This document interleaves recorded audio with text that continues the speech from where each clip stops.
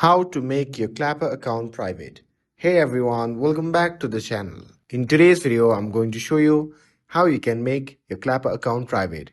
If you want more control over who sees your content and keeps your post private, then this video is for you. So without further ado, let's get started.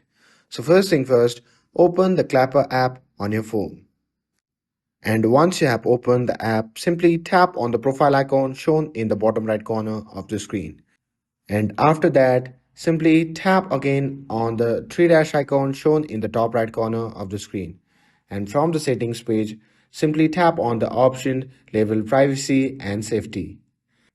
Now, to make your account private, you have to change the two options. First is to change the following and followers list from everyone to no one. And after that, you have to toggle off the option labeled Show My Label. And once you have done that, you have successfully made your Clapper account private. With this, if you found this video helpful, then don't forget to like, share and subscribe to get updated for more videos. Thanks for watching and I'll see you in the next video.